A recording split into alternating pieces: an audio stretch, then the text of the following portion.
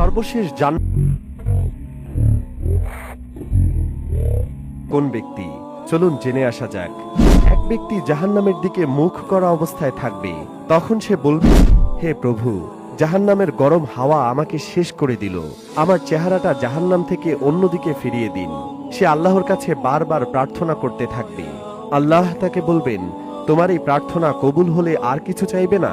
সে বলবে, আপনার মর্যাদার কসম, এরপর আর কিছুই চাইব না। তখন জাহান্নামের দিক থেকে তার চেহারা ফিরিয়ে দেওয়া হবে। তারপর সে বলবে, হে প্রভু, আমাকে একটু জান্নাতের দরজার নিকটবর্তী করে দিন। আল্লাহ বলবেন, তুমি কি বলনি এরপর আর কিছুই চাইবে না? তুমি কথা রাখো না। আল্লাহ বলবেন, আমার মনে হয় তোমার এই দাবি পূরণ হলে অন্য কিছু চাইবে।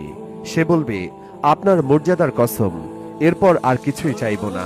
এরপর তাকে জান্নাতের দরজার নিকটবর্তী করে দেওয়া হবে। সে জান্নাতের সুখ শান্তি দেখবে। তখন কিছুক্ষণ চুপ থেকে আবার প্রার্থনা শুরু করবে, হে রব, আমাকে জান্নাতে প্রবেশ করিয়ে দিন। তখন আল্লাহ বলবেন, তুমি কি বলনি এরপর আর কিছুই চাইবে না? তুমি কথা রাখো না। সে বলবে, হে প্রভু, আমাকে আপনার সৃষ্টির মধ্যে সবচেয়ে দুর্ভাগা করে রাখবেন না। এভাবেই সে প্রার্থনা করতেই থাকবে। অবশেষে আল্লাহ হাসি দিবেন এবং তাকে জান্নাতে প্রবেশ করাবেন। Keep সুবহানাল্লাহ। watching my videos and subscribe my channel.